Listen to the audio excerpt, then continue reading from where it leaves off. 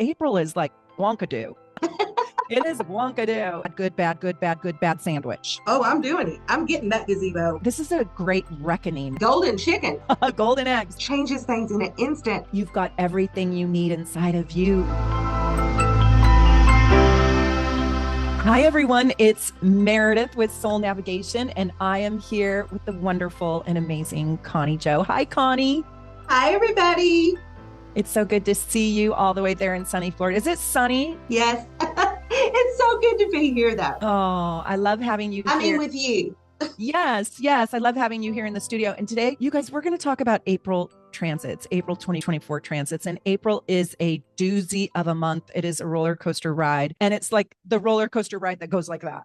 You know, it's not just a nice little roller coaster. Yeah, it does the loop-de-doos. So we're going to talk all about it, and we're going to go through the most important days that you need to focus on for all 12 signs. And we will be doing this video for all 12 signs. What is your first impression about April, Connie? I have to ask you. Of course, the big solar eclipse. I mean, this is going to be visible in most of the United States and other countries as well.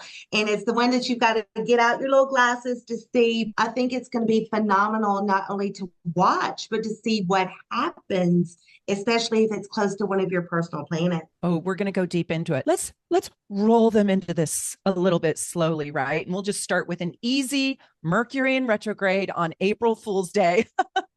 Yeah, right.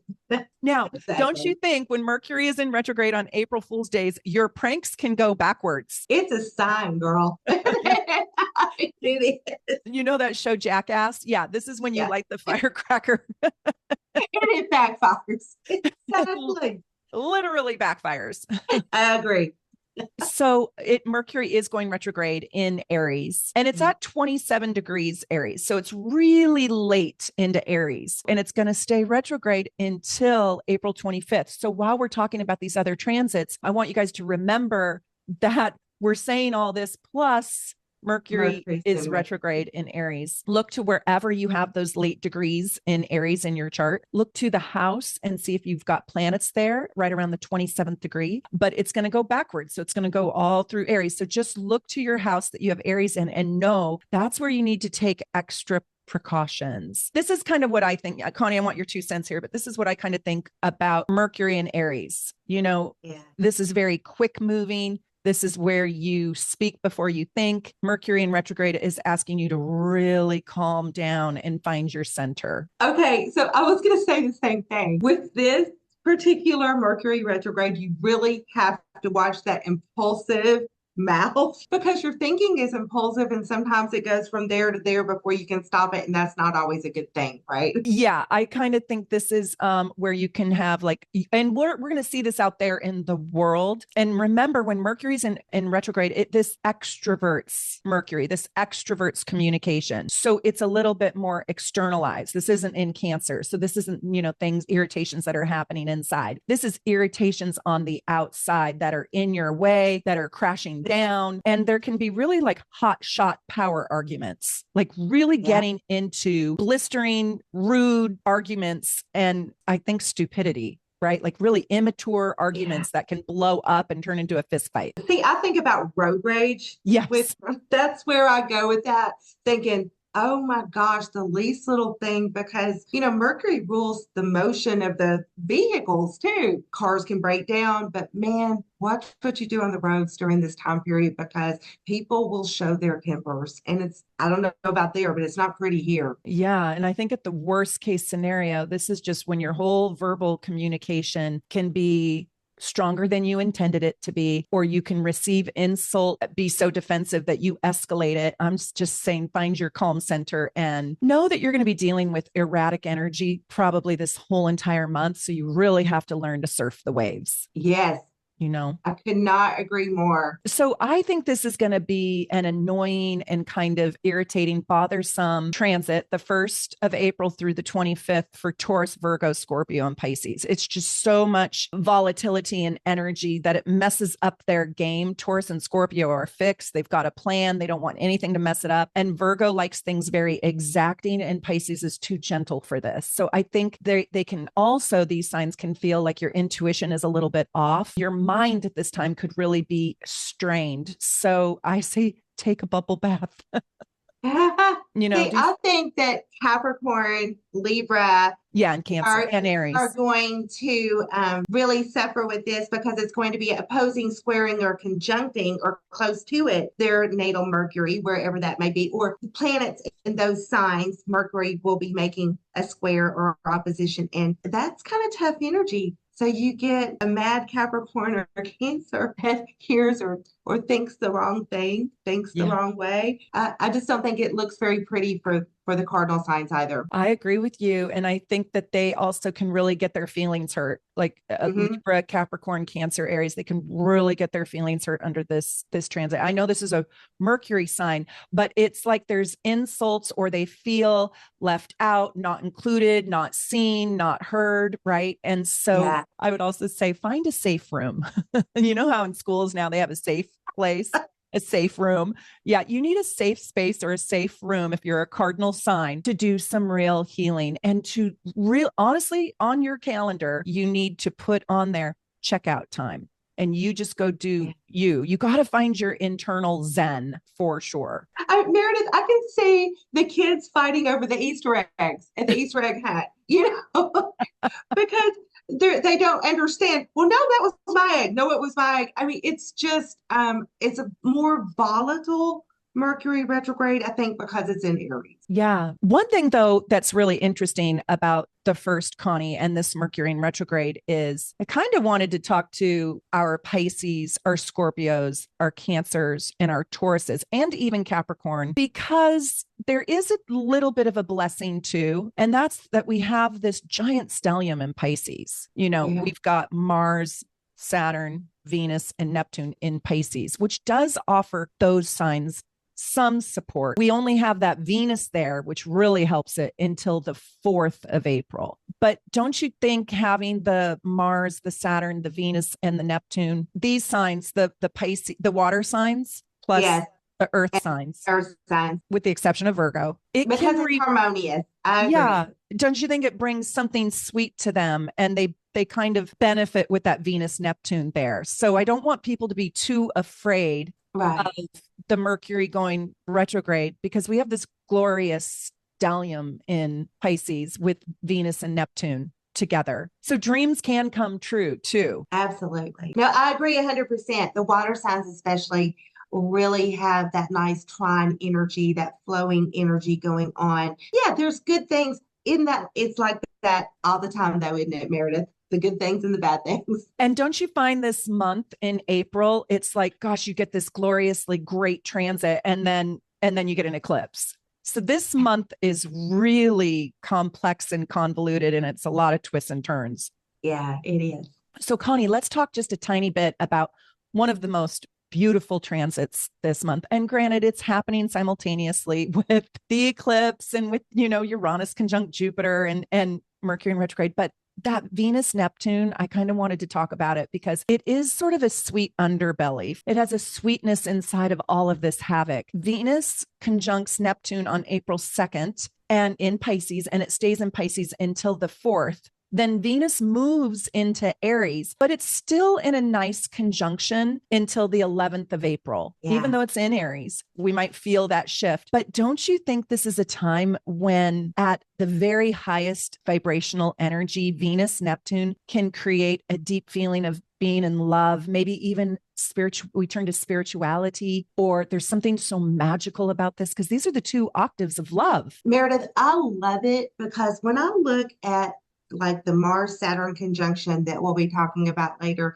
and some of the other aspects that are coming up, hanging on to that feeling that there really is love, unconditional love, that there is goodness in the world, that there is that sweetness like you were talking about. I think we need to remember that higher octave so when these other things happen, we don't move to a lower vibration. Yes. And also, I kind of want to say this. I kind of think Venus Neptune is very fragile. For example, when you're seeing all of this like loud, hard road rage, big things in your face, right? It's hard to feel the Venus Neptune because there's a fragility to it. There's a kindness, there's a humbleness, but it's still there.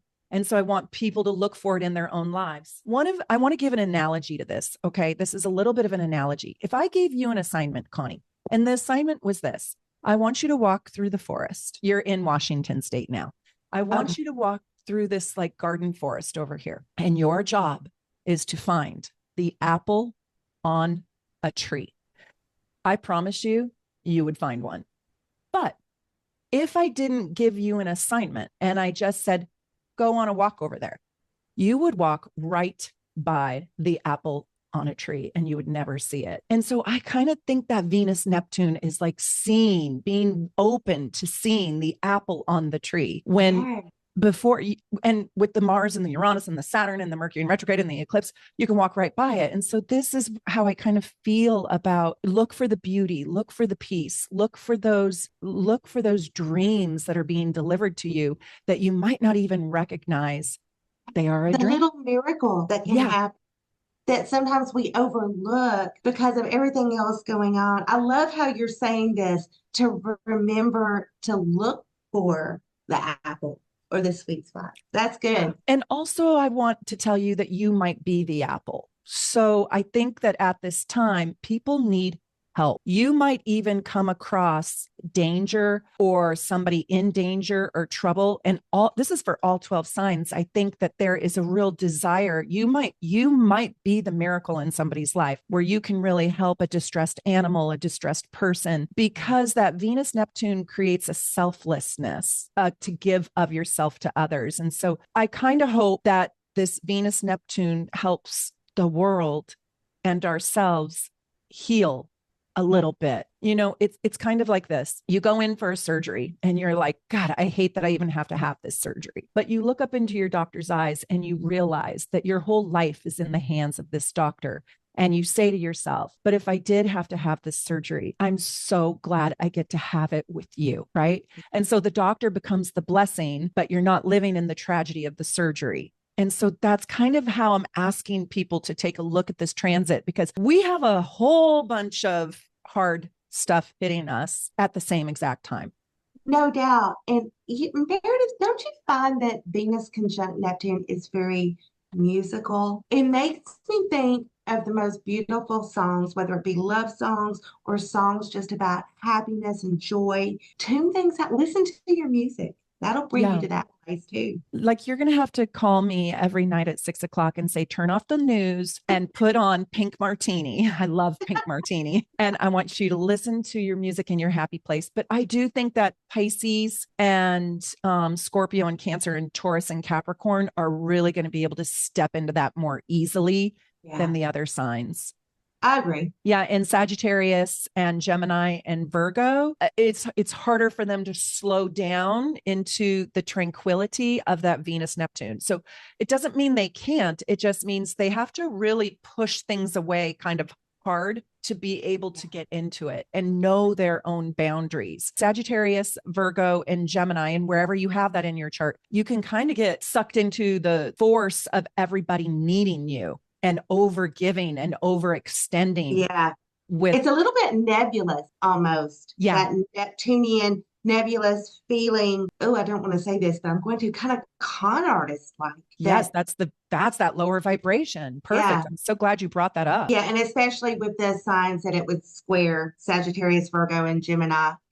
And hey, everybody, this goes for your ascendant and any personal planets you have in these signs. Oh, absolutely. Yes. You know, so right now, between April 1st and the 11th, we have two giant stelliums, one in Aries and one in Pisces. And what's kind of cool about that, the Aries part of the chart benefits different signs than the Pisces part of the chart. And so everybody gets a transit right now. Everybody gets energy to work with, every single person. Everybody gets a piece of the puzzle. I mean, you really do when it's like that. So for you, for me, it might be a piece of the puzzle that we can't put in the puzzle, the edge piece we keep looking for. And then the next day we find every piece. So I think the transits are going to hit the different signs differently every single day, really. Things change quickly this month, don't they? Yeah. Let's talk about April 6th, where, Venus moves into Aries. And when it does that on the 6th, Connie, it's in a sextile to Pluto. Yes. So I think this brings fated, because whenever you're working with Pluto, it's like there's like karma in it. But I think this brings in fated encounters regarding love, money, power, self-esteem, self-worth, personal opportunities because of Venus and Aries. Oh, I could not agree more. Fated encounters happen. We meet soulmates. We get job offers because Venus is our money, and Pluto gets to the very bottom of things. It's like, I don't think anything is surface level though with this aspect. It's like, some transits where you might meet somebody, but it kind of doesn't stick. Maybe Uranus is involved, but this is kind of a transit that stick. Like if you meet someone under this transit, it might be the real deal. Yeah, it could create sort of a permanent bond or a healthy bond. Exactly, which is so cool. I think that this can be a little bit intense or play out in an unexpected or even a secretive way for Libras and Leos. And why do I say Libras and Leos? Well, we have Venus in Aries and we have Pluto in Aquarius. So Leo is the opposite of Aquarius, right? Yeah. So if you're a Leo or wherever you have Leo in your chart, especially if it's at the early degrees, it's opposing Pluto. And Libra is the opposite of Aries in Venus. And so wherever you have 2 degrees Aries in your chart or Libra in your chart, that's playing out on that axis. So those oppositions, you can't see clearly. I want you to imagine oppositions like there's a big mountain between you. So let's say you have a sun in Aries at 2 degrees. Well, there's a big mountain between your sun and then Venus on the other side. You can't see it. You have to go up and around it. There's something blocking your vision. It's pointing straight at you, but you can't reach it easily. You have to climb over an obstacle to get to it. And so Libras and Leos could get a little bit, I don't want to say tricked, but they might not see exactly what these blessings are or what these moments of deep transformation are bringing to them. I almost feel like especially Leos could get really overwhelmed with the intensity of the transit a little bit, because that's the opposition to Pluto.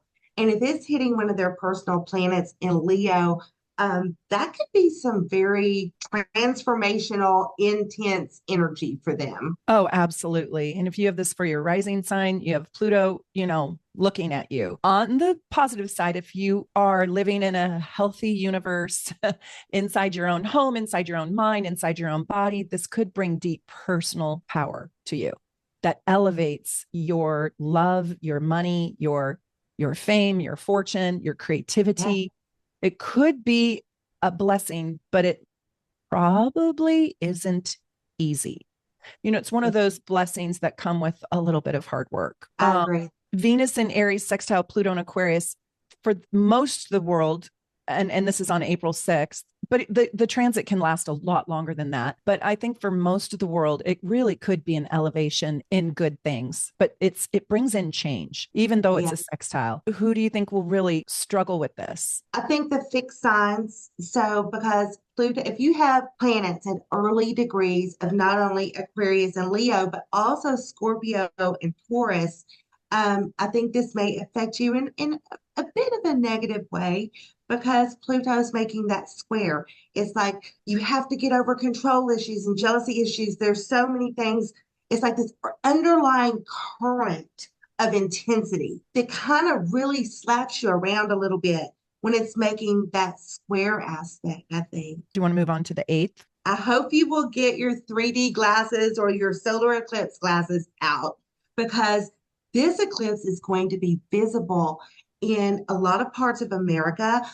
Some parts of the USA you'll get to see the total eclipse. Some of us are going to get the Pac-Man view, but this is it's kind of a once in a lifetime chance to see a total solar eclipse. This is on April 8th and it happens at 19 degrees of Aries. So we have this new moon solar eclipse in Aries. So if you have planets in cardinal signs, and this means Aries, Capricorn, Cancer, and Libra, anywhere between 15 and 23 degrees approximately, you're really going to be super affected by this solar eclipse. I want you to look at your progress chart as well.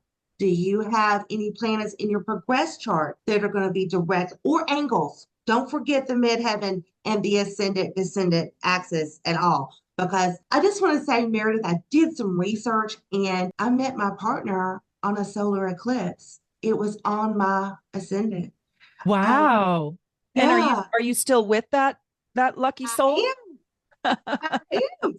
So I think you really have to go back if you want to do your research, especially if you know this is going to affect you personally.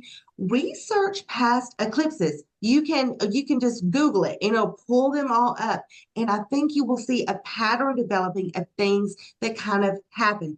Like for instance, solar eclipses happen more outwardly than inwardly. You may meet someone, you may move, you may change jobs, you may have a baby. I mean, there's so many different. Look, if you had this eclipse in Aries, if you were a Scorpio rising and had this eclipse in your sixth house, you might adopt a pet. A pet might adopt you. I mean, there are so many different scenarios that you can't nail it down. It's really going to be fabulous to look at.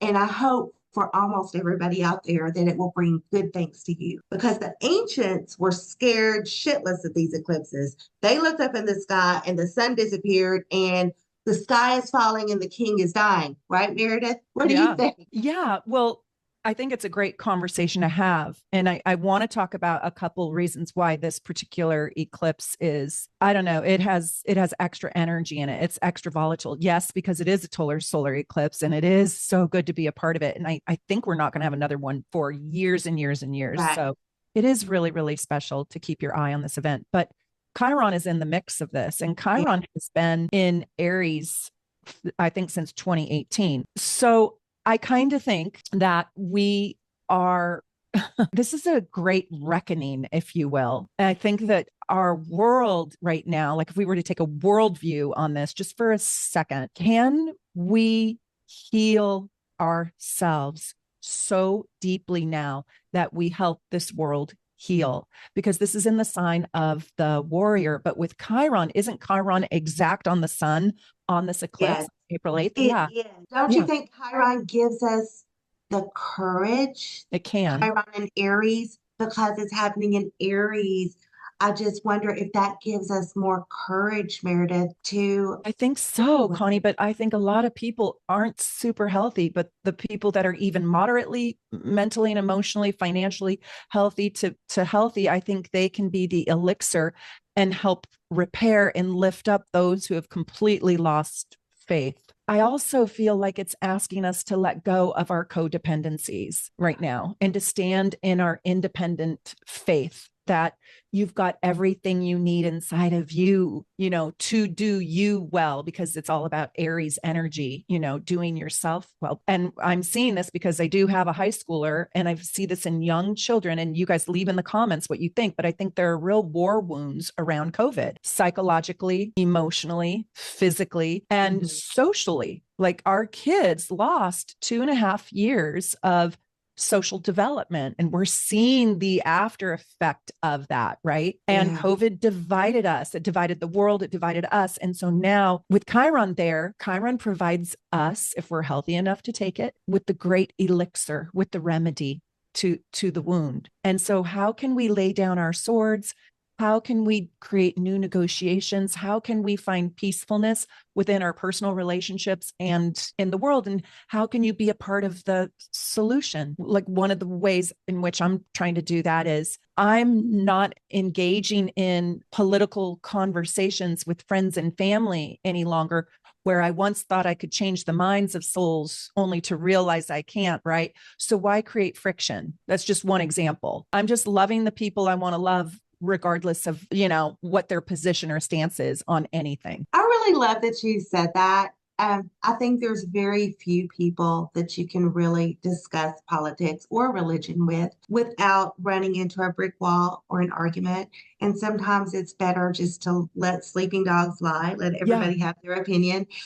But Meredith, I do think, though, that the North Node being in Aries gives us some help. Yes. Thank you for saying that. I mean, because with the North Node there, you were talking about laying down our sword. I think it gives us that impetus to be independent, but not so independent we forget our neighbor or we forget our friends or our loved ones, but we're able to live independently together peacefully, maybe. That is great because I like how you kind of nuanced a little bit of what I was trying to say. I do think that's really important, but walking away from the Libra South node where we've become too dependent or we've given up our identities. This is if you're thinking about the divorce and you're separated and you want the divorce from whatever, a job, whatever it is, a partner, this is the time to do it. This is the time to believe in you, right? But I like how you said, Connie, but not forget about your neighbor, you know? Yeah. I think what we should do right now, set our intentions with this video. So after this video, literally set your intentions for what you want out of this world and out of your own personal life. And then every day, remember those intentions and do one small thing to advance that intention. So let's just say you want more peace in the world and you want to be a more peaceful person. That's kind of one of my intentions. I need to show up for that intention. And I can work with this eclipse to help create it. You know, I can work because this is changing energy, changing times. I think we are in literally another great reckoning where in the world where our world is going to so dramatically shift and change right now. And we might not know what the aftermath is. Like when we were all going through COVID, we knew things were changing, but we didn't quite know how until about now, right? So you never see what the change was until hindsight. But right now we're standing on this great precipice, or we're literally standing right at the edge of the plate tectonics where the two continents break away. And we are inside the change, so we can't necessarily see what this change is bringing. But I'm just saying we could put our intentions out there, put our positive intentions out there and work every single day to advance that intention. Yeah. So if my intention is peacefulness, well, then when I stand in the Starbucks line and they get my order wrong, Mercury retrograde, right? I made the intention to be more peaceful. So I have to stand in that. And maybe I say to the barista, that's okay. We all make mistakes. No big deal. And the person next to me sees that and says, wow, that's a really nice person. And I don't even realize it, but I've affected the energy of that environment. Do you know what I'm saying? I know exactly what you're saying because have you ever been in a fast food line before and the person in front of you pays for your food and then you immediately say, oh, I've got the person behind me. Their bill's not $100, is it? But that you know, Yeah. And and then you have the person at the drive-thru say, this is so cool because it goes on and on and on for hours. So what we do really, no matter how small, truly does affect the people around us. It really does. It's a ripple effect. You know, I had this, just a side note. This is just something super small. And I don't know if they're doing this in Florida, but our electric company called us and they're having this like competition energy saver night. And so they call you and they leave you a voicemail. Have you ever gotten one of these calls?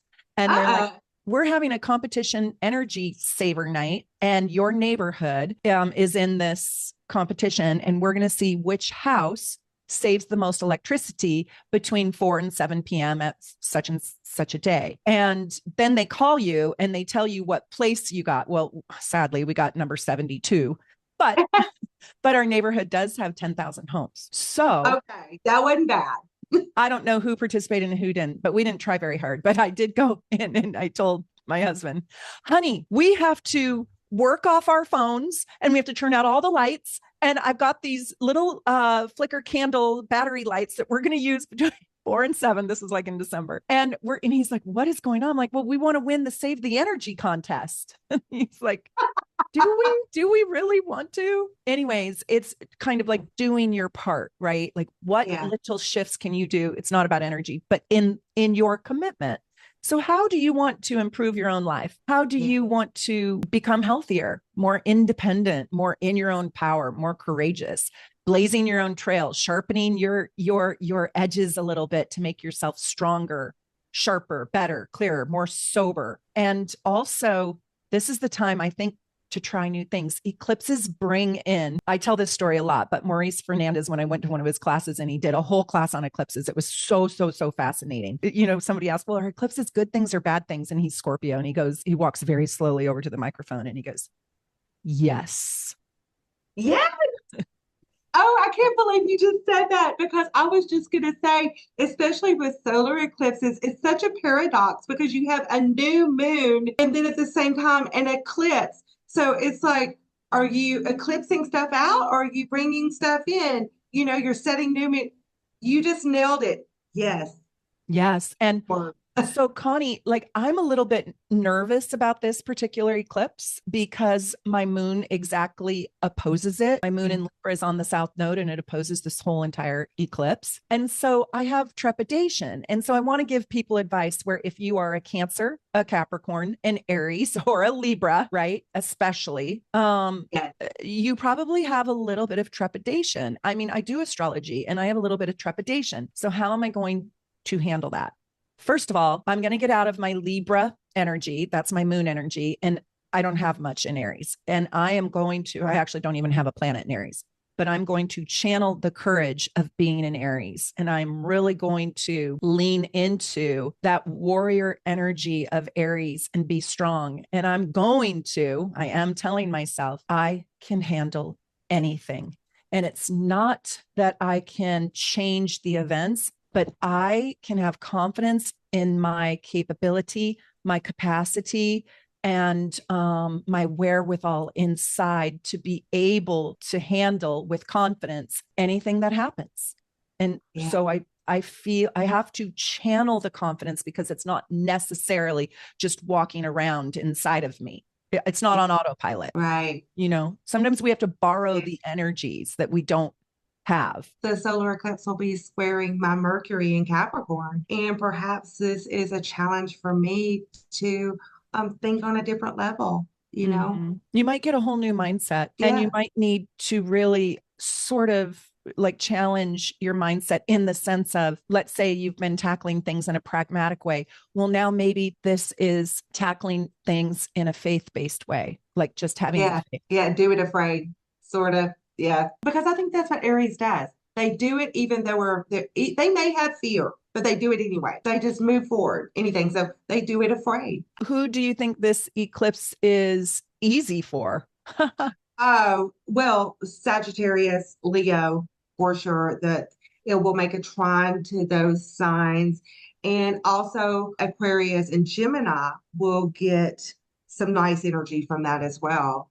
So if you get a new opportunity right now for any sign, but especially those signs that Connie just said, lean into them because this is when magical, big, good things can happen. This is also when really hard stuff happens. You are going to see world leaders and you're going to see the world, the news in the world, the political sphere. You're going to see so many things crumble. We're probably going to see some god awful things. But for you personally, you could be standing on an opportunity that completely rocks your world in a good way. Absolutely. I mean, but you're right, Meredith. There was a reason why the ancients looked up at the sky and the sun disappeared and it scared the crap out of them. Yeah. The sun just disappeared. How would you feel if you didn't have what all we have in this age to tell us what that was all about? You would think the king is going to die as well.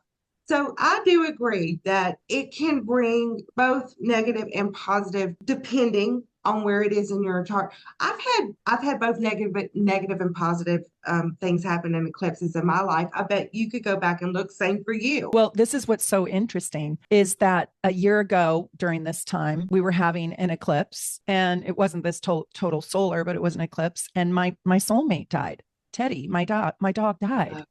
Yes. But what was very interesting about that, and by the way, that I don't even know if I'm still recovered. It's so heartbreaking to this day. I can barely cope. I found another dog, Bo, though, and he was born before Teddy passed away, and he was born on the eclipse. So, that is so cool.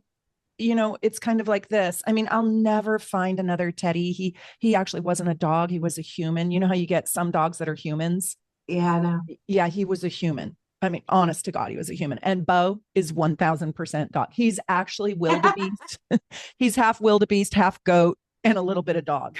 But I love him. And I think God was like, you need something that will take all of you to manage so you don't get sad. So is there a silver lining in Teddy's death? Not really.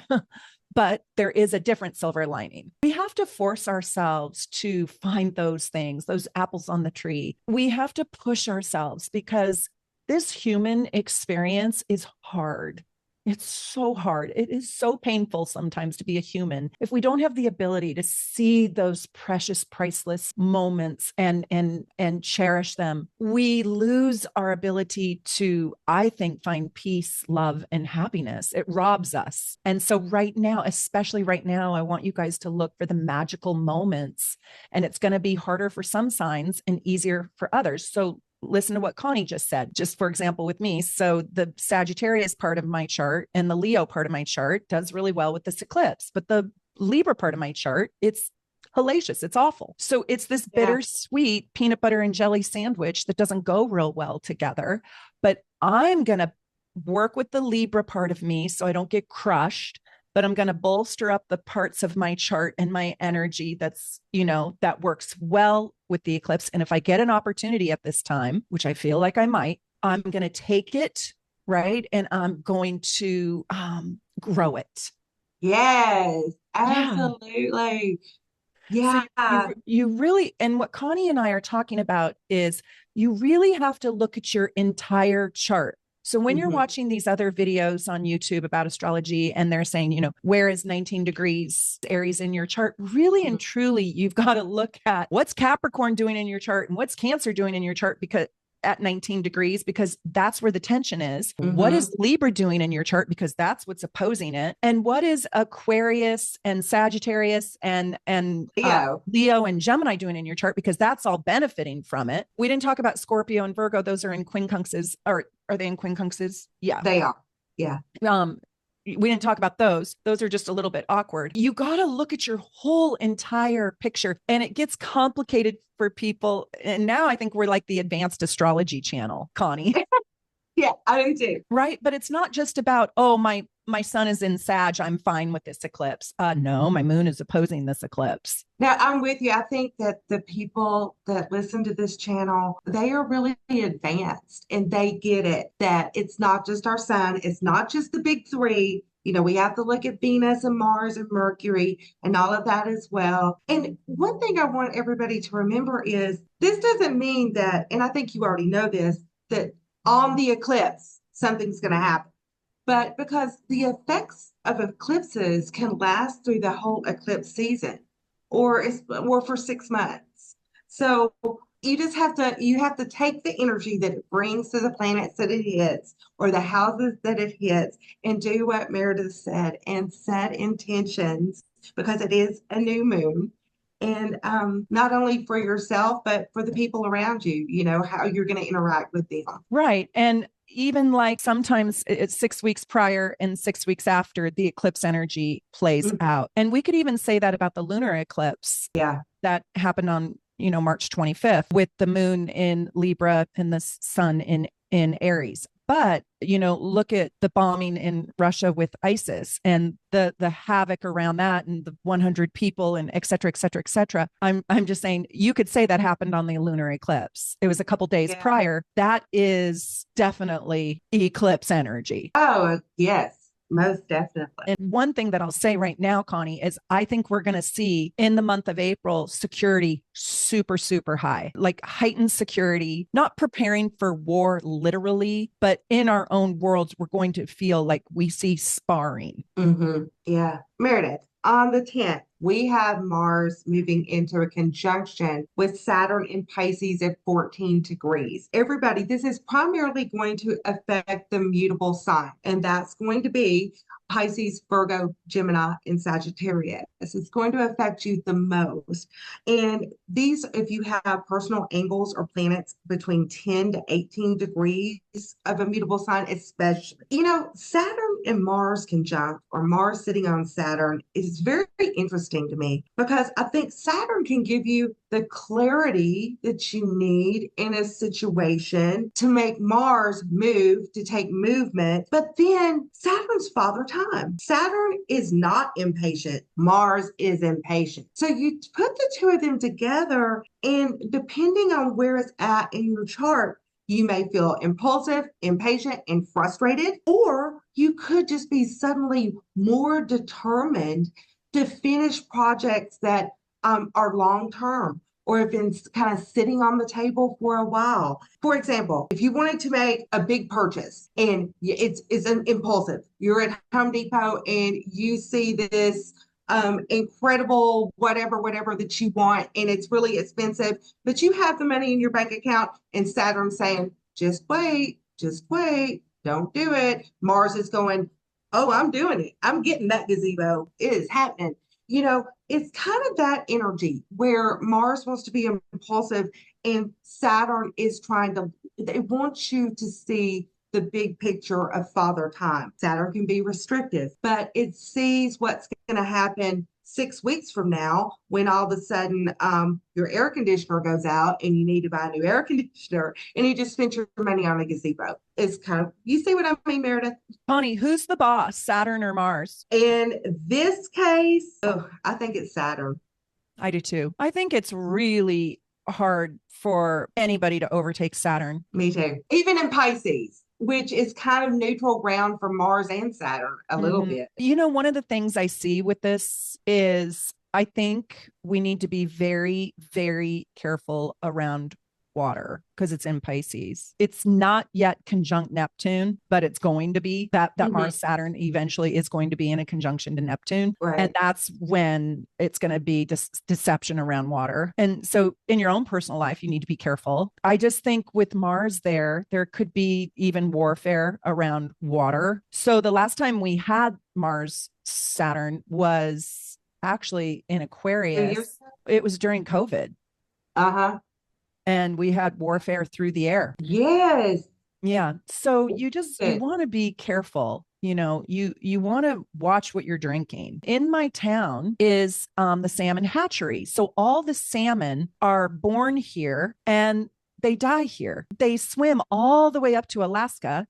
And then they come all the way back to Washington and they die here. And what's interesting about that is if the salmon were to die, it would break down the entire, ecosystem in the ocean. And so we have to really be the guardians of our water. And so Washington State is a huge water state. Of course, it rains here all the time too. But we have to really have an awareness right now about the purification and the safety and the health and the wellness of our waterways. Wow. Yeah. And our fish and our whales. And I even think by the time Mars and Saturn get into a wide conjunction with Neptune, we could have deception around water. We have to be careful. So even around April 15th, Mars comes into a conjunction in Pisces to a wide conjunction to Neptune, but Saturn, it still takes quite a while. It still takes months. But this is what we're about to dance in this year. And with this eclipse happening, and eclipses carry their energy until the next eclipse, which I believe is that October, Connie? It is. It's in October. So this is going to happen before October, right? These three. It's just something to think about. I know I'm the doom and gloom on the video. No, I see exactly what you're saying.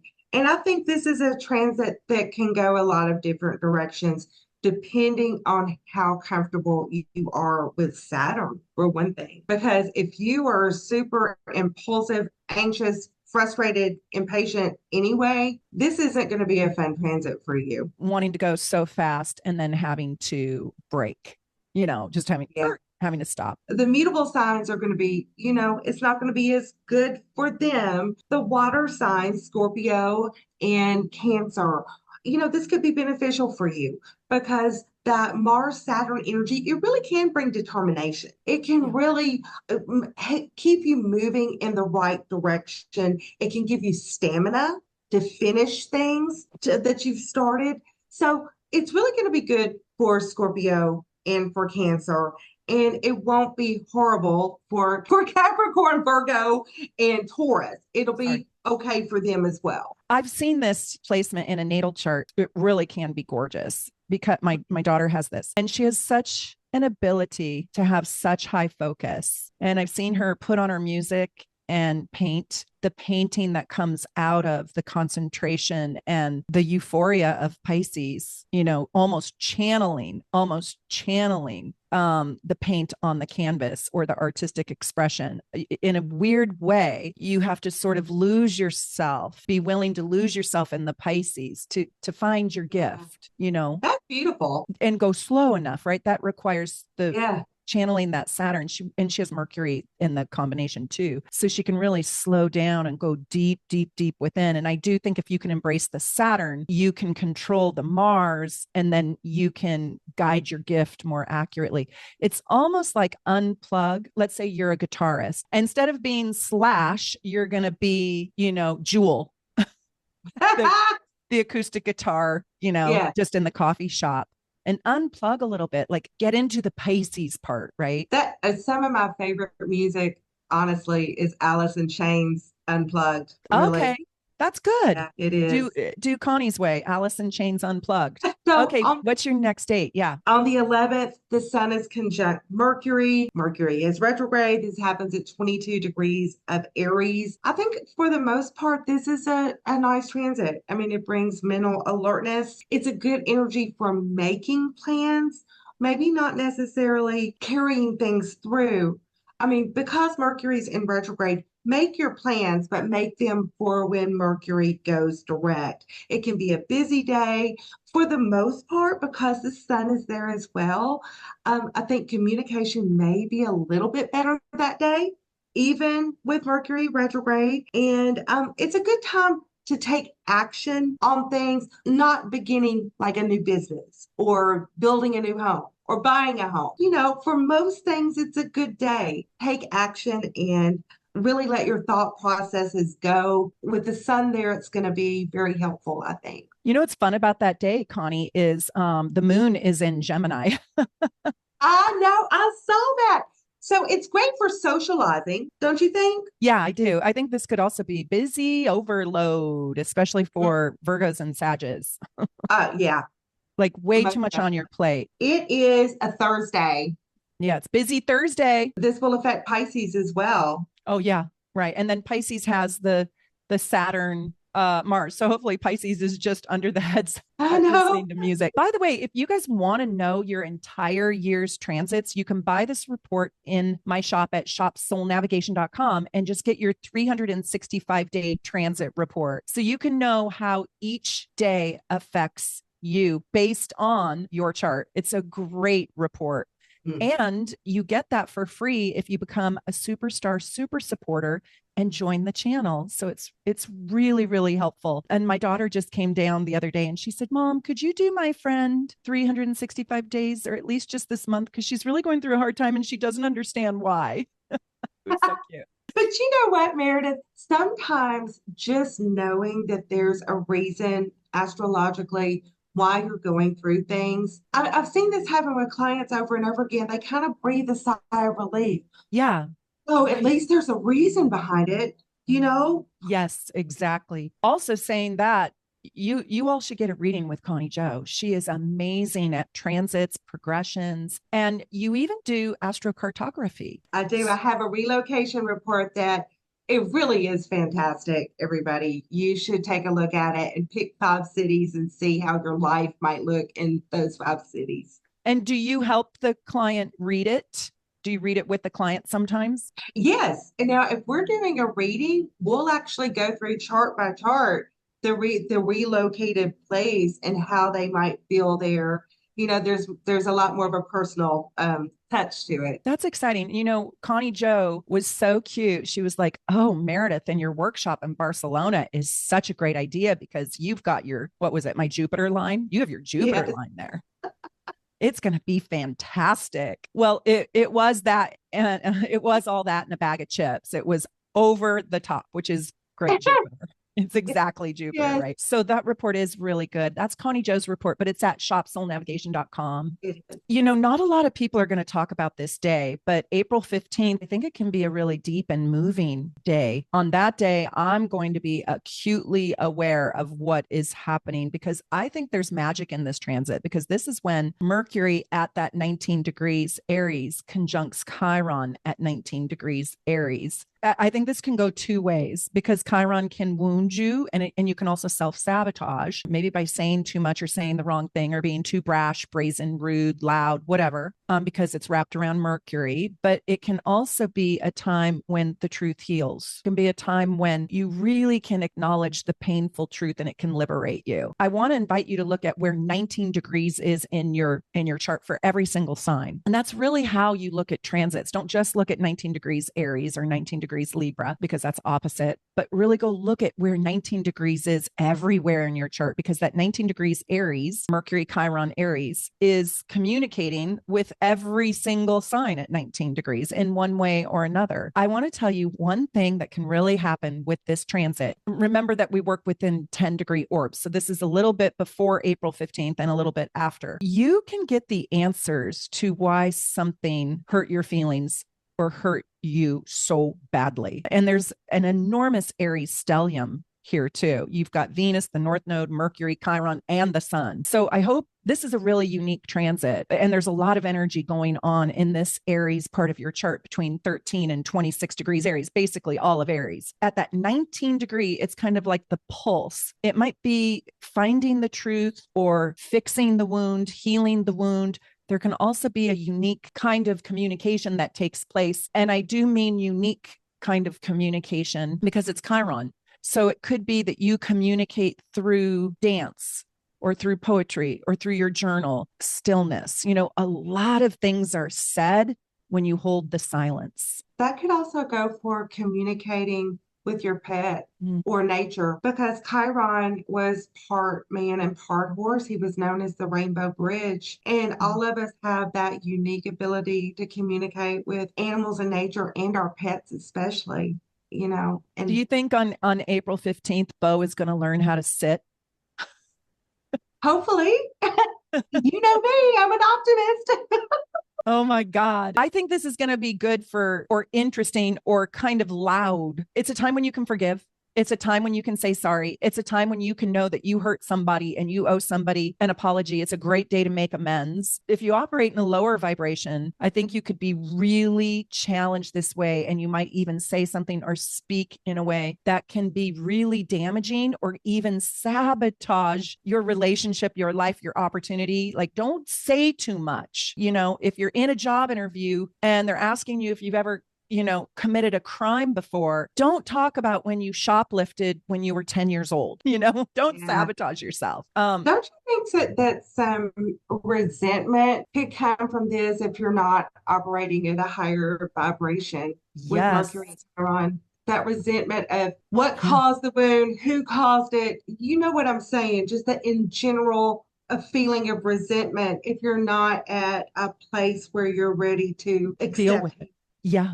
I think Scorpios, Cancers, and Pisces could struggle with this just because Aries is so loud and so domineering. And so I think there's a fragility for the water signs. But I think Aries, Gemini, Sag, Leo, and Aquarius could really experience this. And Mercury only conjuncts Chiron, well, not very often. Once a year, yeah. And that 19 degrees is a hot spot because that's where the solar eclipse is happening as well. I'm wondering what news are we going to hear right now? Also, there's another piece to this, and that is there is so much power in listening right now. Not just talking, not just in expressing yourself, but really hearing, really, really listening well. And so you have to ask yourself, are you in the higher vibration of communication, or are you in a lower vibration? Do you talk over people? Do you interrupt? Are you too loud, too big, too self-centered? Can't try on another person's perspective, and maybe you want to even take this opportunity to heal that part of you. Are you too shy to speak up? Are you too brash? Are you the person who, always talking and not listening? And so this is a time when you could really take a look at how your communication style shows up in the world too. But I think we could hear, even in the world, I think we could hear words that wound us or news that is hard to hear. I hope that we hear good news and healing words too, because Chiron can go both ways. With the North Node there, It does give me a little bit of faith, Connie. Me too. It's not the South Node, so even if it's a little bit of a setback right now, I hope it motivates us to make good things out of that which is uncomfortable right now. That's pretty profound. I'm with you though. I hope that we hear good news, and maybe that's the way it will be. Also, I want to say on the 17th, but it starts on the 15th by orb, but on the 17th, Venus conjuncts that North Node. I really like that. And we still have a little bit left of our Venus Neptune. So we still have that, which we talked about. And if you don't know what I'm talking about and you join late, go back to when Connie and I were talking about what Venus Neptune is like. But we've got Venus and the North Node exact on the 17th. We've got other things happening on that day too. This is a money and love and self-esteem aspect. This is very, very sweet. And I think for all 12 signs, it's really, really good. And it's a time when you can channel just sort of the Venus parts of yourself, or when a love can come in and elevate you. It could be a child's love. You could have a grandchild, a partner, romantic, a parental, any kind of love. Animal love, doesn't matter, just love could find you, or money, or a bonus, or you feel like your boss approves of you and wants to elevate you in some way. But I think it's an extra bonus for Sagittarius, Gemini, Aquarius, Aries, and Leo.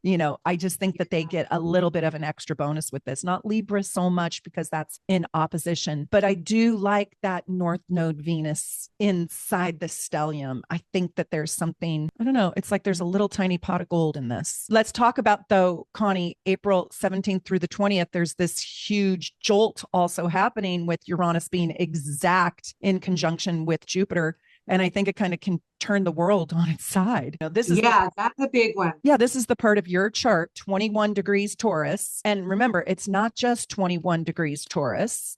It's 21 degrees Scorpio. It's 21 degrees Virgo, 21 degrees Pisces. Go look at where you have 21 degrees in all the signs. But the 21 degrees Taurus is the hot spot, which also in opposition makes 21 degrees of the fixed signs, 21 Leo, 21 Aquarius, 21 Scorpio, and 21 Taurus. That's where you're going to have massive change, absolutely big, enormous change. Why is it so enormous? Because Jupiter, when it attaches itself to any planet, exaggerates that other planet's energy. So this is exaggerated Uranian energy. And what is changing? Well, I think for the world, money, it's real estate, it's property, it's the concrete world. It is the world in which we built is changing. And technology with Uranus there, and Jupiter is our belief system. So our belief system around the world in which we built, money is what created the world in which we built, our relationship to money and technology. And I think that's AI. I think we're going to step into massive problems around AI and technology companies, maybe TikTok, Truth Social, Twitter. They're all kind of a mess. The only ones not in a mess right now are Facebook and Instagram, and those were in a mess, So I think we're going to see massive changes. But in our personal lives, this could advance you and really elevate you. You could get a whole new skill set, a new financial blessing. You could build new revenue streams. You could expand your belief system. You could purchase a second home. You could purchase more property, manage your money differently. What do you think about that? All of those things, to me, it's like a tower moment where you're not really expecting it, but it brings those good things coming in, because it's like the unexpected, but the unexpected on steroids to me, because Jupiter is involved. And I do think a lot of people will experience a big shift in their belief systems and what they really have faith and optimism in. And this doesn't have to be political or religious. This could mean renewed optimism in your family, renewed optimism about your job, that faith spreading out. But I think on a more worldview, Meredith, I just know that I never have looked at a disaster chart, let's say Titanic, 9/11, where Jupiter did not expand the disaster. Wow. Yes. You know what I'm saying? Yes. Because Jupiter, bad or good, expands. Yes. It doesn't matter to Jupiter whether it's good or bad, because Jupiter's just going to take its gassy self and expand it. Yeah, it takes whatever the material is and puts it out there. And think about the size of Jupiter. I think it's 13,300 Earths glued together. and take a piece of yarn and walk around that massive volume of energy and then attach that to Uranus, and it's explosive. It is enormous. Yeah. So let's hope it shows up as a blessing. I am a little bit curious about how this is going to affect Scorpios, and especially late degree Scorpios. So like if you're born in the latter half of Scorpio, the sign of Scorpio, this is going to bring in massive change for you. Like your whole world is about to change. And this isn't just a quickie transit. This is in play. This has been in play. This is in play for a while. Well, and I think because it's in a fixed sign, and of course Scorpio is a fixed sign as well, that there's a stubbornness to the fixed signs. I love all of you fixed signs out there, but there just is, where change is not as easy for you. And Uranus is going to come in and push those buttons, and Jupiter's going to blow it out of control. So, and like Meredith said, this could be amazing things. This could be good things happening. And I hope it is, especially on a personal level for everyone. I'm a very positive person. I don't have as much positivity about how this conjunction is going to affect the entire universe. I think this is a change maker, Connie. And around this time, changes are going to come in. Now, it might not be exactly on the 17th through the 20th, but there's going to be such radical changes that it's a huge jolt to the way in which maybe you're going to live personally. One of the ways you can really look at this is go see where you have that 21 degrees Taurus in your chart, and that house. And if you don't know what the houses are, Connie, Joe, and I are we halfway through? I think we're more than halfway through our series on the houses. And go listen to our series on the houses. You can find it in the playlist on this channel. And go listen to that house in which your Taurus at 21 degrees sits in, what that house is all about, because that's the subject matter that is going to change in your life. Yes. So let me just give a personal example. So my daughter has that 22 degree Scorpio moon. So that's in opposition to this, right? So it's right there in alignment with this change. So you have to think about also your other houses. And she has that in the second house. And so that's her security, that Scorpio moon. That's also mother, right? So what's happening to her? She's graduating. She's going to live by herself for the first time in her life. That is a huge jolt. Her life will forever be different after she leaves the nest, leaves the moon, right? And goes out into the world, finances her life. And so it doesn't have to be awful, but it probably is something kind of scary. Like that's a little bit scary for her. Yeah. So it's just a rite of passage moment. No, I would agree with you about that, Meredith, that it is kind of a scary transit. I think for most of us, we're going to see good things happen, but maybe it's because Uranus is so quick and Uranus is so innovative and it just changes things in an instant. And then Jupiter is so big and expansive. I mean, it's kind of like the possibilities are endless. And I also kind of think that people who, I want to talk about surfing again. I don't surf, but I think snow skiing is like this. Like if you know how to ski down a mountain and it's got a little bit of thin snow and then it has deep snow and then it has a tree trunk here and a little blade of grass here, you know what I mean? Like all different kinds of terrain. If you can be adaptable and flexible, adaptability is the key to survival. The only animals that ever survived extinction learned how to adapt. That is the key to this. And that's what mutable signs are really good at. Kind of lean into mutable energy to manage this, what's going to be sort of a shocking transit in our lives. Where do you have 21? Do you mind telling, Connie, where do you have 21 degrees? No, actually, I have it in the 6th house, which makes me wonder just in general how my everyday routine is going to change. And it's kind of exciting. I'm kind of excited about it because it could change in a big way. Yeah.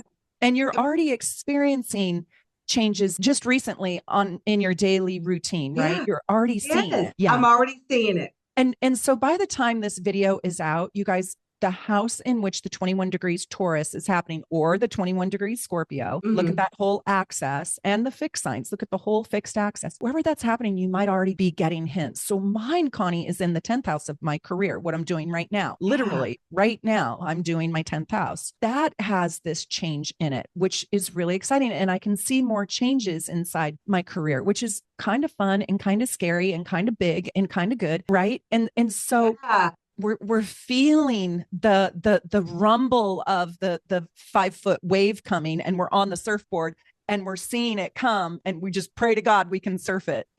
Exactly. Have you ever surfed before in your life, Connie? I wouldn't call it surfing. I wasn't standing up, but I was on the surfboard. Does that count? Well, like, what's that called? Like water, when you're on paddleboarding? No, when you're on the wave on your belly, it's called. Oh, yes, I do that. It's called body surfing, I think. Yeah. Or you can do it on a boogie board. A boogie board. That's what I do. So you're a boogie boarder.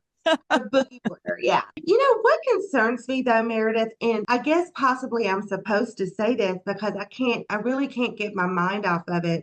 Something is really might blow up with our food. Maybe it's the prices. Yeah. Because Taurus rules food. So I just see the Uranus Jupiter thing kind of interfering. How do you see that playing out? Because I can't really get my mind off of it. Yeah. This is a really weird thing. I went to this one grocery store, and I'm not joking, a carton of eggs. And these were super fancy eggs. By the way, I did not buy these eggs. I'm not joking when I tell you this. So I went to this fancy grocery store. And when I say fancy, I just mean it's like beautiful, it's a very high-end Sprouts. Anyways, the eggs were $16, $16, organic, free range, vitamins, whatever. I don't even know, but they were $16. Then I go to the local grocery store and you can buy eggs for $2.99, a different carton. I think there is a real sort of hierarchy in food, and that's capitalism too, right? Knock yourself out. If you can sell your eggs for $16, those are Gucci eggs. Yeah, golden chicken. Golden eggs. Yeah. I think you're right. And I think that we might start to see this something to do with the cost of food, the cost of food, and it might be massive, or food production or food limitation. Yeah. We also might demand that our food get healthier here in the United States, like it is in Europe. You know how they don't put gluten in bread in Europe, so the French are really skinny eating bread and butter. Yeah, not fair. It's just, it interests me how this might play out because Uranus is involved. Yes, Jupiter is going to expand it and everything, but could this be finally where the prices actually plummet and come down and the inflation stops? Or is this going to be the final inflation straw? I just really wonder how it's going to play out. I'm curious too. I don't know. And that's a cool question, because Uranus always surprises you. So whatever you think it is, you can't even fool it. You can't go, okay, well, I think it's going to be this, so that means it's going to be this. No, you think it's going to be this. So it's not. Yeah, it's not going to be that. It's going to be that. In the tarot deck, whenever I get the Hanged Man, I'm not supposed to know this answer. It's like, we can't know this answer, Connie. I know. But we know it's going to be something. And I hope we're all in a great place to handle it. I also want to say that on the 18th, I just want to bring this up because I talk incessantly on this channel, and I hope you guys watched my video. It's called The Power of Degrees, the 0 degree, the 15th degree, and the 29th degree. And the 29th degree is called the anaretic degree. And I always see the 29th degree as with a little bit of trepidation, with a little bit of a challenge, a goodbye, a loss, a changing of the guards. On April 18th, we have a changing of the guards because it's the last day of Aries, and then the sun will move into a 0 degrees Taurus on the next day. So it's sitting on April 18th, it's sitting at that 29th degree of Aries, and it's moving into a square. It's not quite yet square. Yes. It's moving into a square with Pluto, but it's not quite yet square, but it will be in just 2 days. So This is a really, really April 18th, April 19th, April 20th, because you have the 29th degree, then you have the square from the Taurus sun to Pluto. So brace yourself. I like that Mercury is in a conjunction to Venus, which is lovely, but this is that, this is like that convoluted energy that is like good, bad, good, bad, good, bad, good, bad sandwich. Yes, it is. And it's a controlling, manipulative sandwich. It's like, eat me, eat me, eat me. Don't. It's very contradictory. When the sun moves into this square with Pluto, especially all of you fixed signs, if you have Aquarius, Scorpio, Taurus, or Leo at the early degrees, any planets at the early degrees, it's really going to affect you. And this can bring up deep psychological issues. If you have these in your relationship houses, Pluto or the sun, either one making that square, it can bring up jealousy, control issues, a manipulative, controlling kind of energy Meredith that can almost result in like a self-esteem crisis or self-confidence crisis when you have the sun making the square to Pluto, because you lose control and Pluto saying, change, change, change. And the sun saying, I don't want to, I don't want to, I don't want to. Somebody has to give up control. Usually Pluto wins, you know? Absolutely. And I mean, Pluto totally wins all the time. Yeah. Don't you think Tauruses and Aquariuses can really feel overwhelmed? And Yeah. even all those fixed signs, but there can be a deep feeling of total overwhelm, almost a panic attack. I don't want anybody to have one, but if you can prepare that there's a high sensitivity because it is so overwhelming, then take precautions in advance. I think in the world, we're going to really see something, Connie, with that sun at 29 degrees, moving into the square on April 19th. And then Mars is in Pisces and it's in a sextile to that Jupiter and Uranus and Taurus. Yeah. So now we're going to be shocked, shock and awe. And do we like shocks and surprises? It depends. I think Pisces, Taurus, and Cancer might ride this wave the easiest, but then you got Pluto there. So I don't know. It's a tongue twister. It is. And it's such an interesting mix. And, I think people should also be aware that when your sun or the sun is squaring Pluto, other people can come in as Pluto. Yes. It can, like I said, it can come in manipulation, control, power plays, jealousy, all of those things. So just be aware that sometimes another person might take on that Pluto role, but it's all about the transformation in the end. And it's not easy. It's not an easy transit for, I think, us as a whole, or for the fixed signs that it will affect the most. I would say maybe our savings grace is Venus in Aries, because we've got the moon and the south node and Taurus and Uranus and Jupiter all in Venus signs. And so that Venus conjunct Chiron in a conjunction to Mercury and also in a conjunction to the north node is running all of that energy. And so it's kind of the KISS method. Keep it simple, sweetheart. And it's just what remedies this, what makes this better. And it just boils down to love, because that and understanding, sometimes just understanding that there's things going on. You can always tell when there's astrological tension in the air. Everybody feels it. But knowing that that's coming is helpful sometimes, right? Because you can go and avert that energy somehow. Absolutely. And I think that we just have to all step into that warrior love, peace, understanding, Venus in that stellium. Now, Venus doesn't really like being in Aries because Aries is ruled by Mars. Right. And so I think Venus and Aries can be a little bit like aggressive love. Like, why don't you love me? Passionate. Yeah. I love you. Why don't you love me? But if we can embrace the Chiron on the Venus and really be a champion for somebody, root somebody on in their own game, that's how you heal this. I was at this Soul Foods coffee shop and I was listening to my friend Rick Levine's March Transits coffee night. It was really fun to see him. And I was ordering a cup of coffee and right over me, it just says, love is the answer. Like love equals peace. Love is the answer. And I just thought, if we all just did that, literally, if every single person just did that, we would live forever. What about that Scorpio full moon on the 23rd? Ooh, Connie Joe, tell us about it. It's going to be big. Yeah, so this is going to happen at 4 degrees of Scorpio, and it's squaring Pluto in Aquarius. So for some people, because the sun and the moon are squaring Pluto. This could be a revolution or this can be a truly evolutionary event if you have fixed signs of your planets in fixed signs, because this is kind of a big deal with that full moon energy, because it is a letting go energy, but it's also on the axis, the planet of transformation, squaring the planet of transformation. And then you've got the Taurus energy, which is more earthy. It can be a little possessive, but then Scorpio energy on the other side of the full moon can be possessive.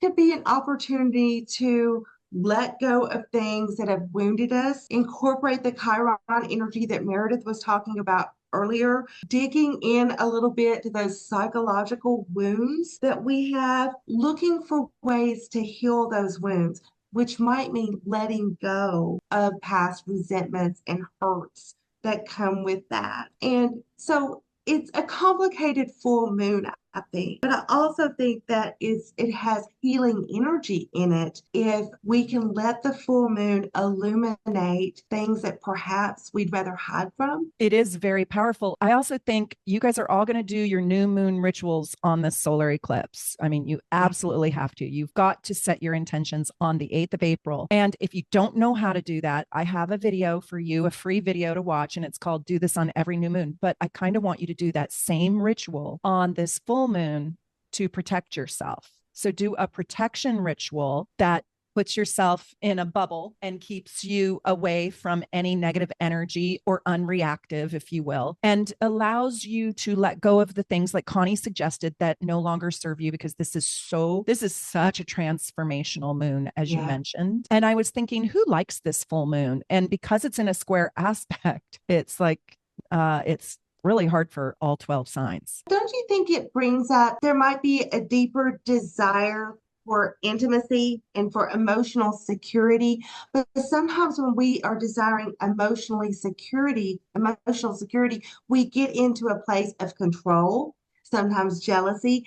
It's really hard to strike a balance with this one, I think, Meredith. I do too. I was thinking to do a ritual around feeling secure and safe. And also I kind of feel like on this full moon to take risks with your eyes wide open, not to take unplanned risks, to plan out your risks that you're going to take. If you're going to not just take too much of, I wouldn't spontaneously bungee jump on this day. Oh, no. No. I would, but I would take a calculated risk. Like if you want to apply for a new job, fine, especially if you have it set up. I just feel like setting intentions and moving slowly, you'll be able to navigate that which sheds away from your life. But this is sort of a shedding in order to transform. I think Scorpios and Aquariuses and Tauruses and Leo can feel this at a profoundly deep level if you're born or if you have planets at those early degrees, because this takes place at what degree, Connie? Do you know? It's at 4 degrees. Oh, 4. Okay. So, between that 0 and 10 degrees, you're really going to feel this deeply. Do you think this is because it's in more introverted signs, not the Pluto, but do you think this is an internal change or I do. Okay, I was going to ask, with the Pluto there could be some external trigger. I think there could be, but because Pluto does rule Scorpio, what I think is going to happen, the external trigger, is us seeing the illumination of things in our life that perhaps we need to get to the bottom of, which goes back to the deeper psychological issues, which then goes back to the need to kind of protect ourselves during this full moon cycle. And it is more introverted. I agree I think you're right about that. I also think there could be a liberation. Like I read this news article and I can't remember who or what, but they solved a cold case murder of a girl that was 16 or 17 years old in high school. I think it was in Oregon, and she was and they just solved the crime like this week, finding a piece of bubble gum. Wow. And this happened in 1980 something. I think 1980, the crime did. And there were witnesses who saw the person struggling and needing help, but they could never truly figure they had a suspect. And then that suspect was chewing gum and spit the gum out on the street, and the cops just picked it up and it matched the DNA, and they solved this cold case crime. Anyways, I kind of think, as morbid as that is, there is something freeing and liberating for that family to now be able to get justice. And this man has a wife and a baby and has lived a free life for all these years. And, you know, justice will be served. Now, that's not enough and that's not good enough. And we all know that, but it's better than having not one thing or an answer. Yeah. Right. And so I kind of That's incredible. Don't you see this full moon don't you see that story as sort of a metaphor for this type of full moon? Yeah. Like getting to the truth of something that's hard to face. Yeah. Or like you always suspected, but now you know the secrets are revealed. Yes. And you just nailed it. The secret's coming out. Yeah. And it while it's painful still, and now this family has to relive all this, it liberates some part of this psychology in your mind because it's Pluto and Aquarius. Yeah. So the heart and the mind and the head. I have to tell you, Dawn Wonder has made these new moon manifestation necklaces, and it's mother of pearl, and you can't see it, but it's Venus holding this full moon. And so I wear this and I charge this up and I use this as a little bit of a protection. And when I get nervous or something, I just hold on to it and it just recenters me. So sometimes if you have a piece of jewelry or you have your crystals charged up, you can hold on to them before you go to bed to serve as a talisman of protection, love, hope, faith, confidence, you know, to just keep your mind in the positivity, good things happening to you. But we still have, I just wanted to talk about how wonderful Dawn is. And she's made these for soul navigation. And we still have just a few left in our shop. If anybody wants to go check them out, go buy them. But I think when we have full moons, and new moons, we need to work with the energy because they are so powerful. And the Native Americans knew this and still know this. Yeah, I've done this several times during our reading. This is a moonstone, reached up and done like this. And I've got an amethyst I'm rubbing the whole time we're talking. I love it, Connie. Yeah. So anyways, you guys work with this full moon. We'll have to see in the world what secrets are going to come out, because I think we are going to see secrets about the abuse of power, the abuse of money, and we're going to see the truth on something. So the end of April, and it might be uncomfortable, hard to hear, and shake up our sense of security. Do we have another transit to talk about? Well, there's one more that I think is pretty interesting and lovely. Is Mercury will be going direct at 15 degrees and 59 minutes of Aries on the 25th. Yay! Mercury is going direct, and I don't want to be a Debbie Downer about this, but it will still be in shadow for 2 weeks after. And you know what? That only means that it takes about 2 weeks for it to get up to speed again, for it to get up to the mercurial speed that it's supposed to go. Also, it's conjuncting the North Node on that day, I believe, as well. So a good time to reflect on the direction you want to go. We talked a little bit about Mercury with the North Node earlier, but yeah, I'm excited. Mercury direct will hopefully turn some things around. Communication might be lovely again, all that kind of thing. And I like how we're going to end the month, the 25th, the 26th, maybe the 27th a little bit. We get a Sagittarius. Yes. And I think we really feel it when the moon is in Sag. It's just big emotions and there's maybe a little bit more joy. I think the transition from Scorpio to Sagittarius is one of the most starkly contrasted shifts in the whole zodiac. When you're in Scorpio energy and then you transition to Sag, it's just like, whoa. I agree 100%. The only one that I think kind of tops that a little maybe is when Pisces moves into Aries, when you're moving from Pisces to Aries. And we're doing that this month too. I mean, I think that can kind of be like a stark shift. Totally, because it's like you move out of dark energy, like sleeping energy. It's like the hibernating bear that comes out and sees the sun, and it's a gloriously sunny day. Yeah. Both of those. So we're going to move into that Sagittarius moon. And I like that because then we get just a small reprieve to Pluto. We get a sextile to Pluto, and then we get a glorious trine from Sagittarius to Aries. So around the 25th, the 26th, a little bit of the 27th. I think if you are a fire sign, you're going to feel like, whew, this feels so much more comfortable because I can now see. I'm not trying to find my way in the dark and, Yeah. you know, hitting your knee on the corner of your bed, like with the Scorpio Yes. moon, right? Like, damn, I knew the bed was there. And kind of a mixed bag again. You know, a lot of months are really easy to talk about because it's like, oh, this is going to be great for Aquarius, but really hard for, you know, Virgo. But in this case, it's again that sandwich because I talked about the fire signs liking that. I think some of the air signs like that too, but then they have to contend with Pluto. But Venus does move into Taurus on the 29th. That's nice because Venus Yeah. loves Taurus. Yeah. I don't know if we're going to have a less volatile May, but April is, oh, it's like white knuckling it. Oh, It is. it's like going down Splash Mountain and getting soaked. Yes, because Mars also conjuncts Neptune on the 29th at 28 degrees of Pisces. And you know what, Meredith, for me, this is kind of a scammer's transit. Yeah. It's like, if it's too good to be true, it's too good to be true. Don't fall for it. Yes. Now that I'm older, I don't fall prey to that as much, but the scammers are getting really clever. And so now I worry about my parents. Yeah. You know, I worry about people that, and the AI is really going to get big starting now with Uranus in Taurus conjunct Jupiter. And so I think we're going to be duped and tricked, you know, with AI commercials or AI. If there's an AI on me, I hope you guys recognize that it's not me, you know, like they can do AI on anybody now. You know, it's so interesting you said that because I had this pop-up ad in a game I was playing on my phone.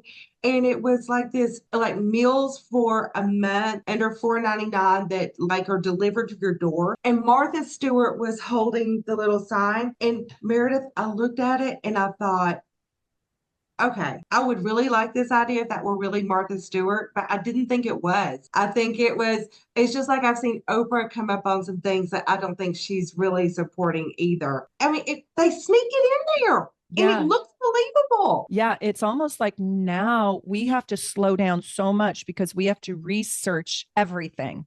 Yeah. Absolutely everything. I mean, Norton Antivirus thinks they are fooling me on a daily basis, telling me that I get a refund, but I have to send in all my vitals, you know, every day. And it starts like this. Thank you very much, ma'am, for your purchase. Okay. Yeah. No, nobody's talking to me like that. Thank you very much, madam. Yeah. You know what, though, Meredith? But Mars conjunct Neptune can be actually very romantic and charismatic as well. Sexy. Yes. I mean, if you have this in a natal chart, it can make somebody very sexy in this very mysterious way.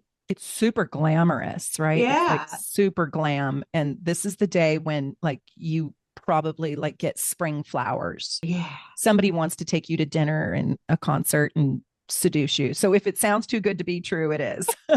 Just remember, if it sounds to be too good to be true, that yeah, exactly. That is the moniker for that day for sure. Right. But you're absolutely right. It can be artistic and romantic and glamorous and creative. It's a great day to go to the theater or enjoy the arts or be in like a romantic peacefulness. Right. Yeah. You know what, Meredith? Venus is at home in Taurus, right, on the 29th. And then Mars moves in or ingresses into Aries on the 30th. So it's like Mars and Venus both go back to the signs they enjoy. And they're exalted and they're in their like pure energy and they function. I don't always want to say beautifully in their own sign, but they know how to do their own energy really, really, really well. Yeah. So like for example, a moon in Cancer is going to do emotions, you know, it might bug some people, but they do them, you know, really, really well. So those, but they're comfortable in those energies. Yeah. And it gets a little bit more straightforward because April is like, honestly, it's wonkadoo. It is wonkadoo. Anyways, we hope so much you guys loved this video. If you want to get a reading with Connie, Joe, or myself, you can find us at soulnavigation.com and book a reading. And we've absolutely loved this. Please leave us a comment, like this video, push it out for us, for the algorithm, subscribe, join, do all the things. And Connie, this was so wonderful. It was fun, wasn't it? It was. Yeah, I wish I had the beach in front of my house, but I've got the evergreen trees. Yes, So from Seattle. From Florida. Bye, everybody. We'll see you next time. Take good care. Bye.